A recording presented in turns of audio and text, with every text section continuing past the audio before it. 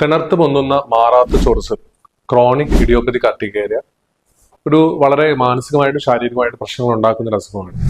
പല പല കാരണങ്ങളാണ് ക്രോണിക് അർട്ടിക്കേരിയക്ക് ഉണ്ടാവുക. ബോഡിയുടെ തന്നെ അലർജി ആവും, അതാണ് ഏറ്റവും കോമൺ ആയിട്ടുള്ള റീസൺ.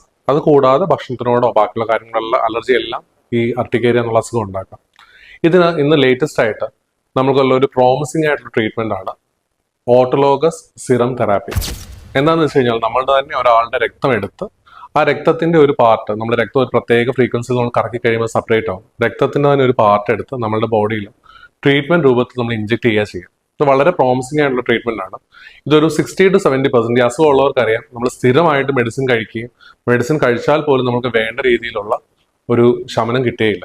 അപ്പോൾ അങ്ങനെയുള്ളവർക്ക് ഒരു 60 to 70% ആളുകൾ, 60 തൊട്ട് 70% ആളുകളിൽ നമ്മൾ ഈ ഒരു ട്രീറ്റ്മെന്റ് എടുത്തു കഴിഞ്ഞാൽ വളരെ നല്ല റെസ്പോൺസ് ആണ്. ഈ ഒരു ട്രീറ്റ്മെന്റിന് അലർജി ആസ്മ ഫൗണ്ടേഷനുമായി ബന്ധപ്പെടും. അപ്പോൾ ഈ AST ട്രീറ്റ്മെന്റിന് നമ്മൾ 8 തൊട്ട് 10 ആഴ്ച വരെ നമ്മൾ വീക്ക്ലി വൺസ് ഇഞ്ചക്ഷൻ എടുക്കുകയാണ് ചെയ്യുക. ഇതിന് ഏകദേശം ഒരു 700 രൂപയാണ് നമ്മുടെ അലർജി ആസ്മ ഫൗണ്ടേഷൻ എന്ന് പറയുന്ന എക്സ്പെൻസസ്.